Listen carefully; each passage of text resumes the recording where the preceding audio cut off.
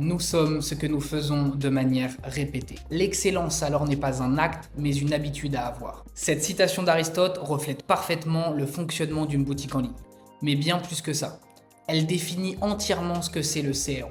Derrière cet acronyme, on retrouve des tests et encore des tests. L'avantage d'une stratégie CRO, c'est que les échecs peuvent être évités, contrairement à une stratégie publicitaire. Attention, je dis pas que la publicité doit être bannie, bien au contraire, mais les deux doivent fonctionner de pair pour atteindre le plein potentiel de votre boutique en ligne. S'il y a une phrase à retenir dans cette vidéo, c'est qu'une expérience utilisateur négligée peut vous faire perdre jusqu'à 50% de vos ventes sans même que vous vous en rendiez compte. Au cours de cette vidéo, nous allons aborder deux stratégies CRO très efficaces. La première que je vais vous décrire, c'est la low budget. C'est comme ça qu'on l'appelle parce qu'elle nécessite un investissement très faible et vous pouvez la commencer à n'importe quelle étape de votre processus de marque. Lors de cette stratégie, le principal va être d'identifier les points de douleur actuels de votre site. Et ici, je veux attirer votre attention sur quelque chose de très important. Il faut absolument suivre les démarches hiérarchiques dans cette stratégie CRO. Donc, comment faire ça? On va commencer par le premier point de contact de vos clients.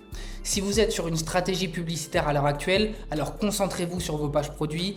Dans tout le reste des situations, prenez les pages les plus vues, par exemple la page d'accueil ou une landing page, et nous allons travailler sur celle-ci. À partir de maintenant, vous allez devoir utiliser des logiciels qui sont spécialisés dans la récupération de données, style Hotjar ou Figpea. Ce genre d'outil permet d'analyser exactement l'expérience d'un utilisateur. Toutes les sessions sont enregistrées, mais également vous allez avoir des cartes de chaleur un peu comme celle-ci, où vous allez voir où est-ce que les clients cliquent, où est-ce que les clients déplacent leur souris, mais également quelles sont les meilleures sections qui retiennent l'attention de vos clients. Ici, ne vous dirigez pas tout de suite vers ce genre de heatmap. Je sais que c'est les plus attrayantes parce que c'est ceux qui ont le plus d'informations, mais ça serait oublier de travailler sur les fondations avant de travailler sur les détails. Commencez simplement par connaître le ressenti de vos clients et la patience qu'ils ont sur votre site.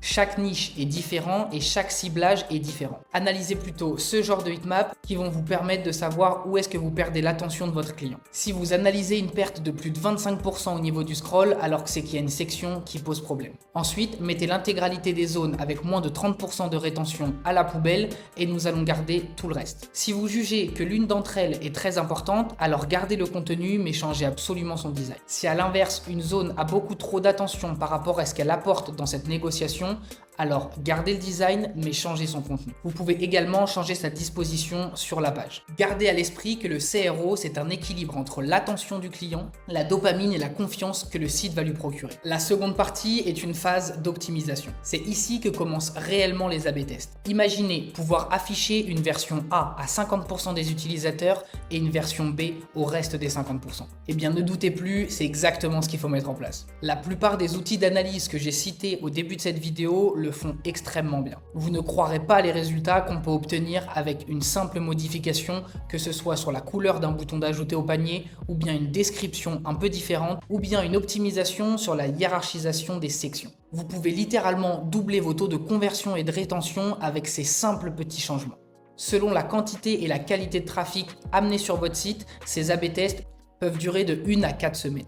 Une fois vos premiers tests réalisés, vous allez pouvoir passer à toutes les autres étapes qui composent votre parcours client. Les premiers résultats apparaîtront déjà. Ici, vous pouvez compter une augmentation de panier abandonné de 15 à 30% ou encore un taux de conversion qui augmente de 3 à 6% au bas mot. Mais je vous cache pas que cette stratégie low budget a ses limites et c'est tout à fait normal. Améliorer un site est une très bonne chose et vous allez sans aucun doute augmenter toutes vos métriques. Mais gardez à l'idée qu'optimiser un site qui n'est pas fait pour vous donnera toujours des moins bons résultats que si vous passez directement par une refonte. En plus de ça, avec une refonte, vous allez pouvoir travailler sur votre identité de marque et comprendre encore mieux comment vos clients interagissent avec votre nouveau site, sans vous fier aux anciens clients qui avaient l'habitude de naviguer sur votre site. En plus de ça, vous allez gagner un temps considérable quant à l'optimisation et aller chercher le maximum du potentiel de votre site. Comme vous le savez, une première expérience réussie maximise vos chances qu'un client revienne sur votre site.